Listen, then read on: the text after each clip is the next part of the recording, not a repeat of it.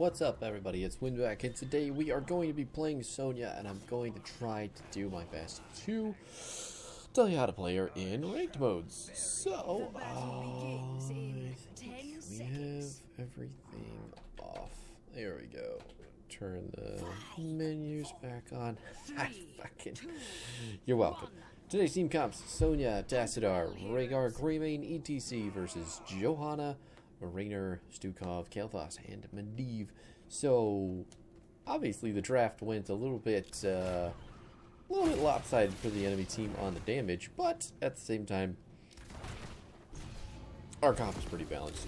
Your whole purpose as Sonya is to win the offlane. Sonya, at her best, is a macro-oriented bruiser who is going to clean up team fights after they have gotten, for the most part, over.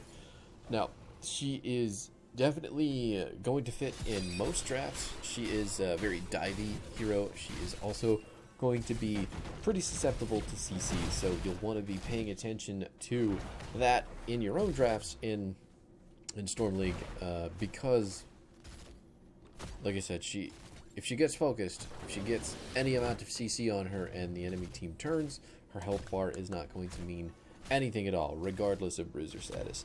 She does have a lot of self-healing, so that tends to keep her alive after the fight has at least started. But if you are standing on the front line with your tank at the outset of the team fight, you are going to probably die, because the enemy team loves killing Sonyas. It's just my experience. Anybody who runs up. Same thing when you play a Malthael, same thing when you're playing other big melee assassin, kind of macro wave clear characters. So what we're trying to do is levy our basically all facets of damage and make them work for our team. Sonya, she does decent hero damage. She does really good lane damage against minions, buildings, stuff like that. And she is also going to take merc camps really quick, comparatively to others who obviously can't. Yeah, I was saying like Joe. Non-existent merc clear Johanna versus super cool merc clear Sonya. Let's just, we can rap about who's the better D3 class. But all that out of the way, we did end up picking Sonya, I believe, in the second round of the draft. The enemy team did get their Johanna first, and then they got their Kael'thas and Stukov second. So my Sonya pick came in after that with the very clear idea that I'm just going to be macroing. I am just going to be putting all of my effort into cleaning up lanes, pushing them out, getting merc camps, and making sure that my 4-man can be as free as they want to. Our ETC was, I believe, our first pick, coupled with our Tassadar, and then I believe Rhaegar and Sonya came in the second round of the draft, and then Greymane rounded out everything. Greymane doing our mid-tier camp, or our night camp, while I get this turn in. Raynor is my lane opponent as well, and so I'm not super sure why the enemy team opted to pick him. Maybe it was just miscommunication in draft, and they decided the only person who can go down there is Raynor. But here we are, trying to get away from him. I don't understand why he was in that bush. I thought he was going to walk up, because it looked like he was just walking vertically to me, not into the bush. And I guess there's no accounting for direction with some people, because they just go left, and you're trying to juke, and you're making a cool play, and suddenly just isn't. Great. Anyway, Sonya, on her best day, is going to be an unstoppable whirlwind machine who can really kill team fights once they've gone her way. But on her worst day, she is going to be CC'd into oblivion, blown up immediately, and really have a hard time. Especially in the early game, Sonya is not going to have a good time. She needs a very broad amount of breathing room to really get her damage in on her lane opponents. With the fact this is Jim Raynor in this fucking lane against me, it's even going to be more difficult than that, because hitting my hook on him is all dependent on him being out of the minion wave, and then when we spin on the minion wave to get our health back, he can just kind of sit back and pepper us, you know what I'm saying? So, there's not really much that we're going to be able to accomplish in the early game other than getting camps, clearing up, making sure that our team doesn't fall behind on XP. Hopefully my 4-man can really just make things happen on the other side of the map, because best we can do is go even.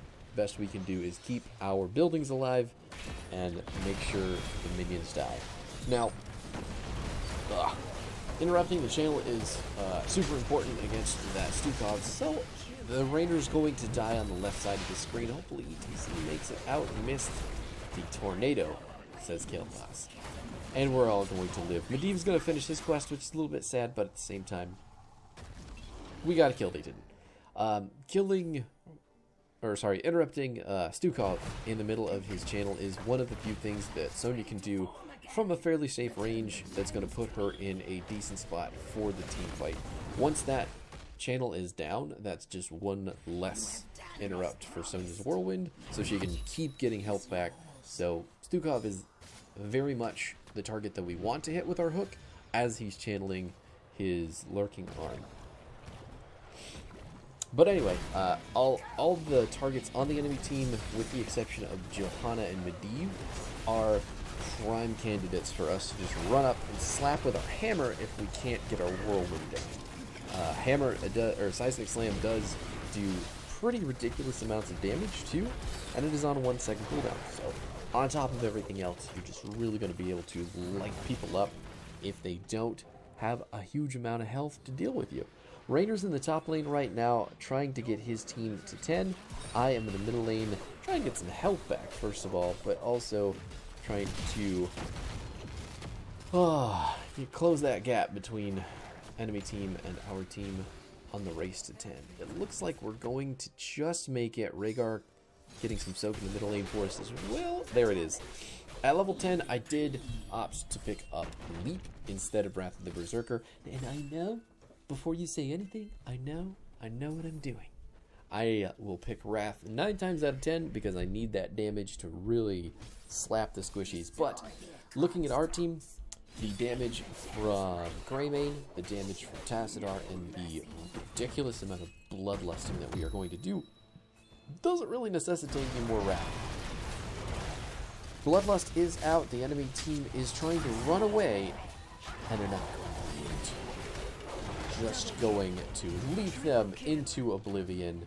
ETC going to use the mosh pit to make sure that the Kael'thas doesn't get away, and Greymane's going to clean up everybody else. I will tell you, when you pick Leap on Sonya, you are going to do significantly less damage than you would with Wrath the Berserker. So as long as you have that in mind, and remember that during your team fights, you're going to be playing much, much better with this character. Now, as far as the things that you want to ban against Sonya, if you have the ban ability, Joe's always going to be a good ban because her interrupt against Sonya is very, very easy, and it is pretty short cooldown. Conviction is what this Johanna decided to go for. Had she gone for the...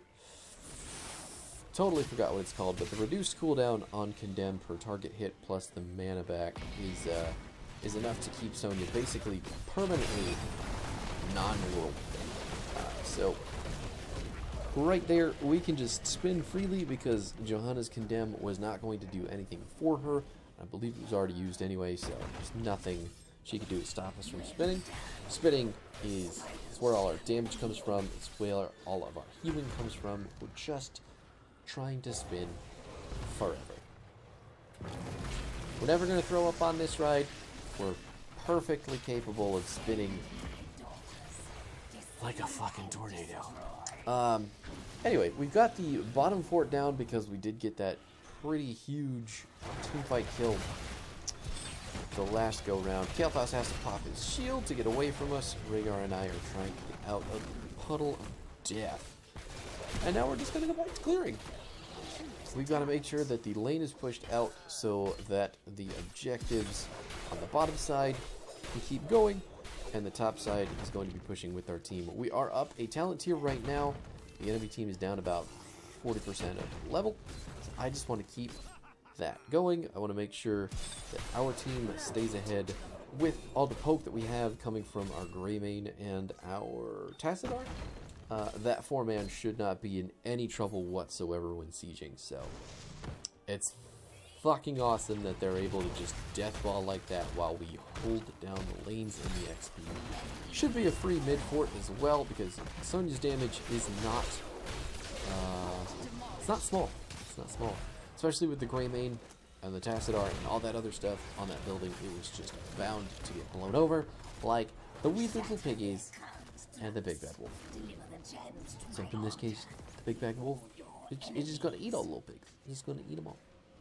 As soon as we leap on them and make sure that they know who we are.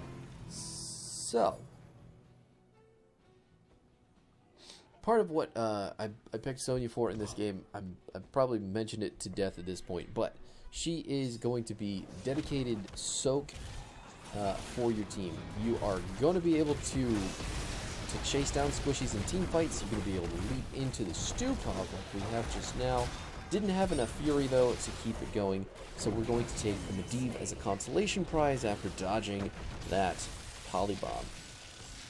He just was not on the right side of the map. I don't know why, but he decided he was going to be down there instead of with his clumped up team, who was already being super annoying, getting us away.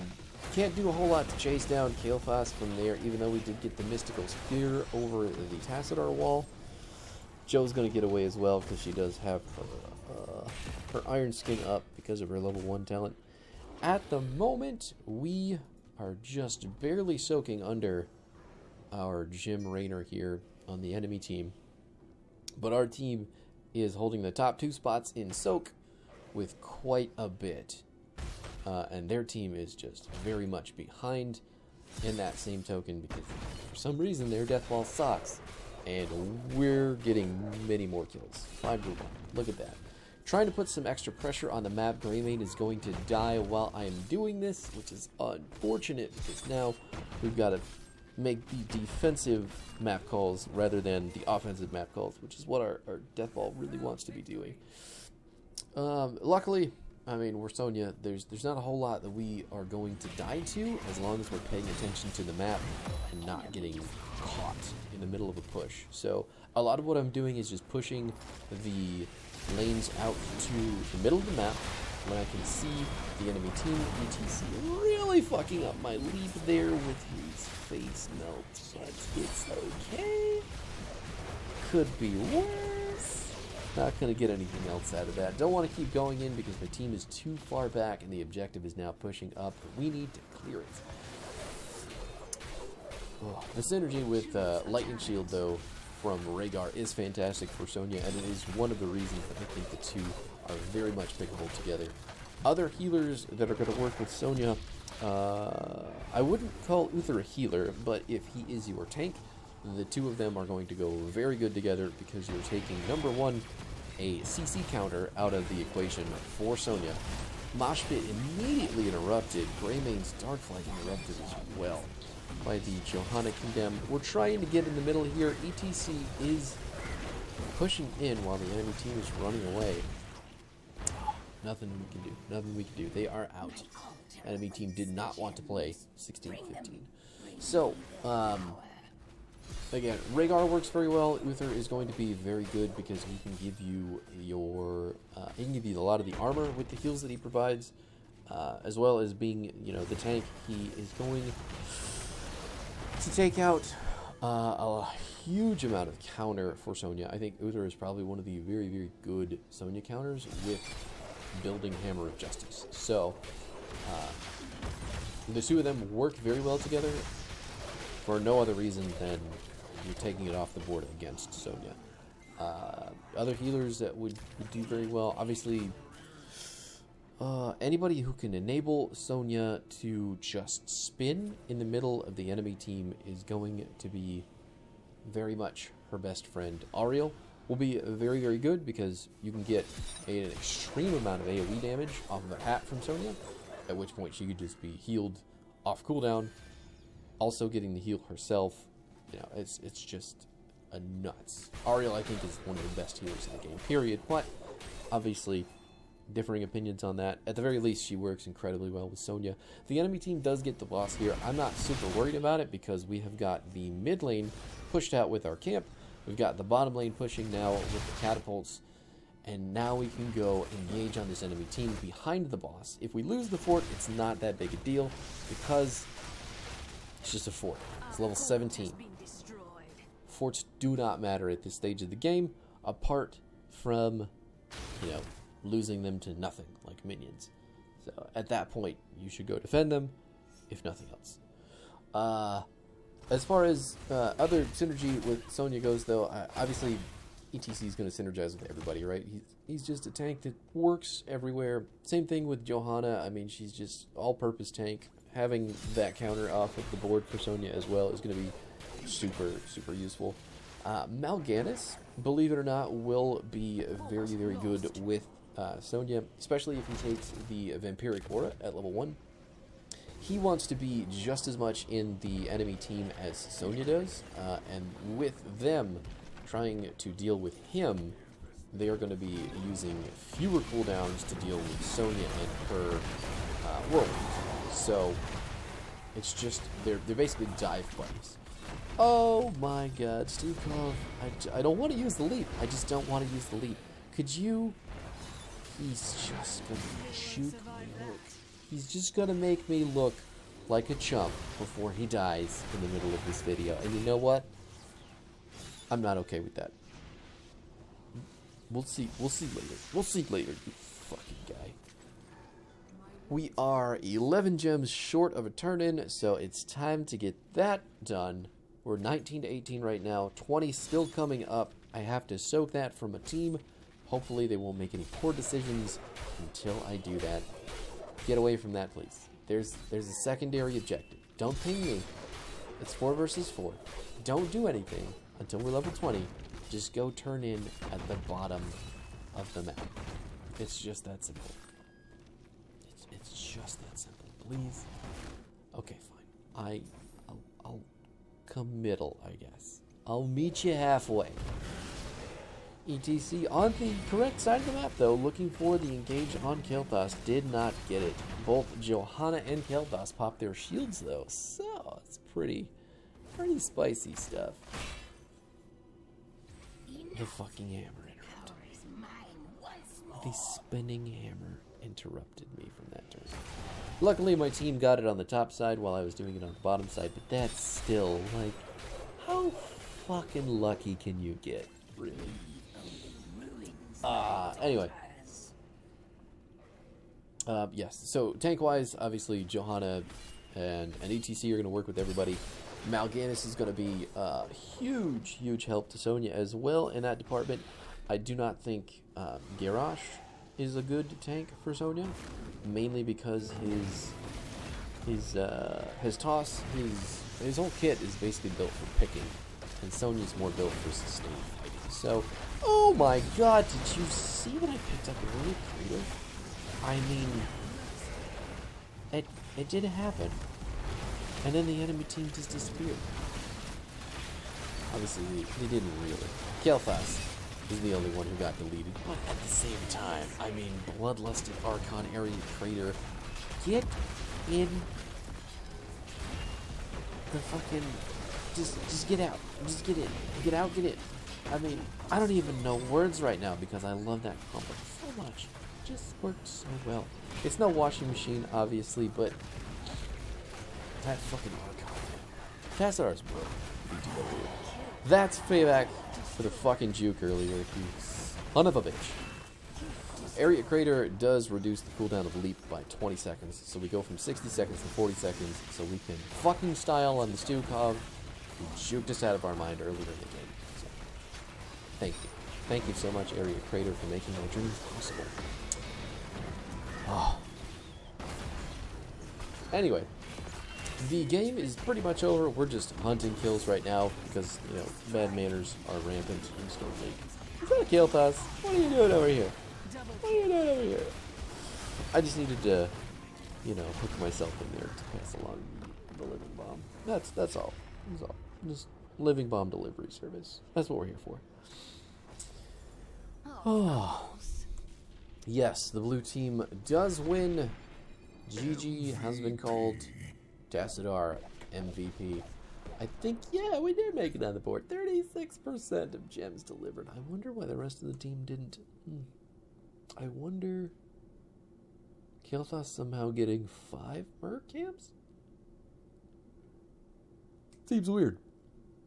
Seems weird. Anyway, the build again, in case you need it, is going to be Warpaint, Hurricane, Life Funnel, Leap, Mystical Spear, Nerves of Steel, Ariat Crater. I don't really need to use Nerves of Steel a whole lot. Mystical Spear we didn't actually use for any escapes either.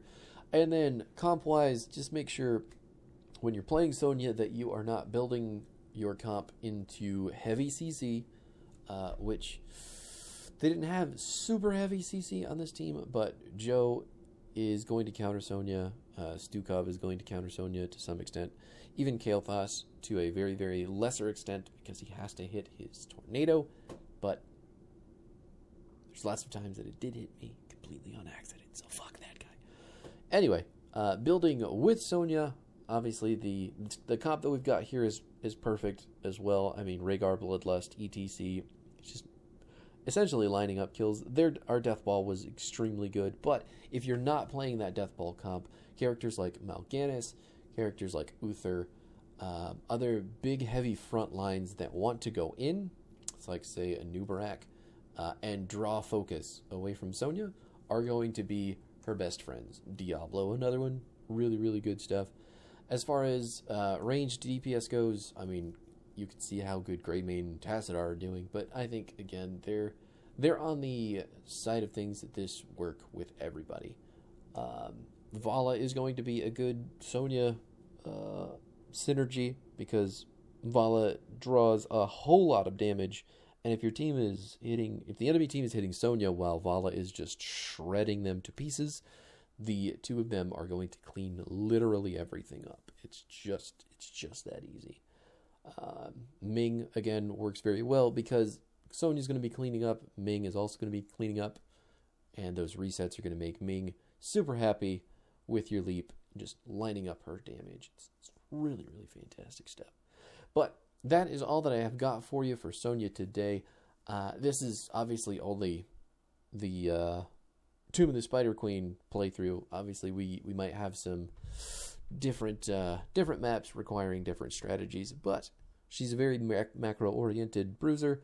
She's an offlaner. She's going to do everything that she can do to keep her team ahead on map pressure, soak, and talent advantage. So if you're not playing her that way, you're doing it wrong.